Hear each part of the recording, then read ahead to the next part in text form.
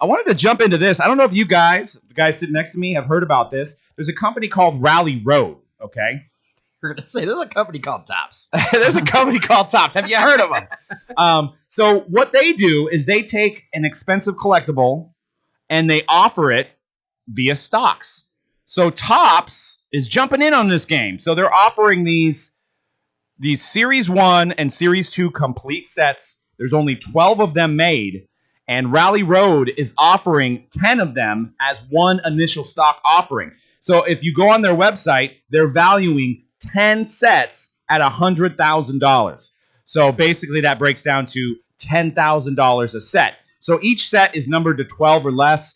You get all the cards. They're going to have a stamp on them signifying that they're the first edition of the product, right? So there's only 12 complete sets in the world. There's 10 being offered as this initial IPO. So how this works is you could buy a piece of the case for $10.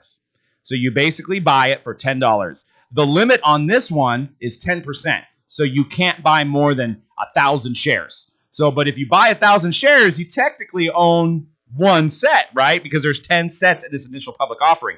So what happens is after that, it's bought up, and then people can openly trade this like stock. So it's a very interesting dynamic that I'm probably doing a horrible job of explaining. So if you want to check it out, you could download the Rally Road app. They're not just doing sports cards. They're doing cars. They're doing video games. They're doing all kinds of stuff. But Topps is jumping in on this. And so you could basically, let's just say you bought, for example, you bought the 1,000 shares at you dropped $10,000. If this becomes in demand, it goes up. You could start trading your shares as like a stock for more than $10 a share and make a profit with actually not even having a piece of the product. So there'll be other people coming in making offers on owning this piece of the product. Yeah, I don't know why you're looking at me. Because the look on your face. Look on my face. I'm trying to digest what you're thinking. Yeah, because I don't get it. Break it down in the ladies. I don't understand. But I don't want you to go through that again. Please. Okay. Don't do it. So yeah, but no, I kind of get it. Every time you say, what's the company again? Rally Road. Every time you say that, the song Old Town Road's playing in my head. The Billy Ray Cyrus song. Every time you say it, I'm like, oh yeah, but no. Yeah, I'm gonna take my horse to the Rally Road. That's the only thing I heard during your whole segment. Wow. Was that song? So I was like Charlie Brown, like womp womp, and it was just like and Old Town Road. I heard $100,000. I heard that. It was like womp womp womp womp, $100,000, and then just the song again. Oh, okay. Cool idea. So in a nutshell, you don't actually own the product. You're crowdsourcing a $100,000 valued item.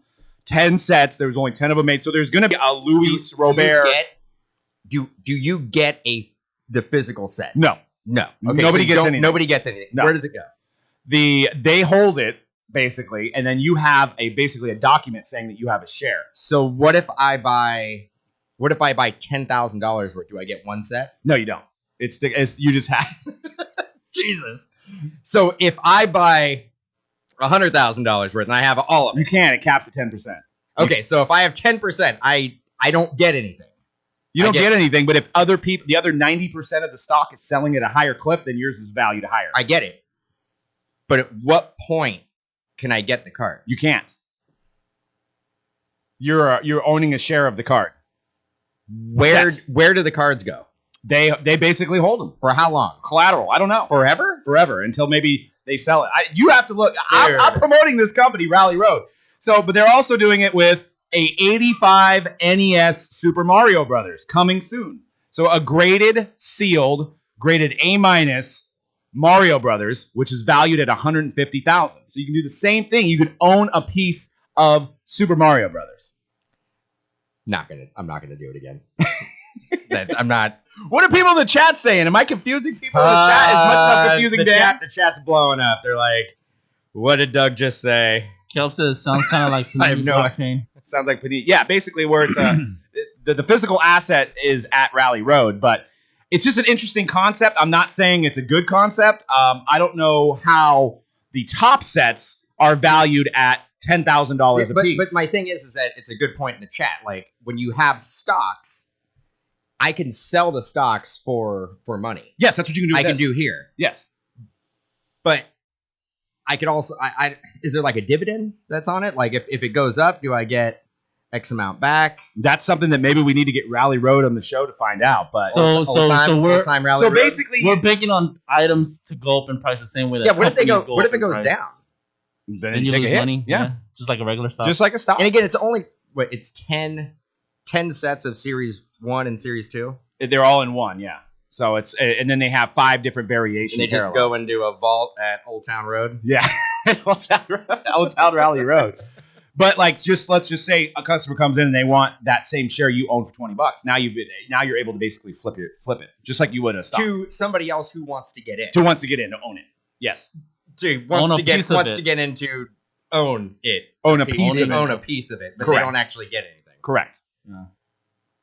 So At least with blockchain though, you actually get a digital image. Off of the This you don't even get a digital image. You get told that supposedly somebody has your card somewhere, but you can't see them. they're not or look at them or do anything. It's the same. You have to think of it the same thing as you have Amazon stock. Do you physically have anything? No, you don't. I mean, what if there is no physical cards?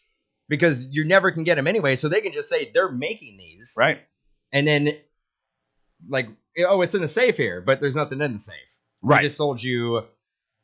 I'm sure they're going to have a video, and I'm sure there's more to it than that. Like maybe eventually, if they sell it, they cash people out. Maybe if 90% of the people agree to sell. I don't know. There's probably disclosures you got to read. Okay, so I went on the app today. We got to figure out how to do a break of this.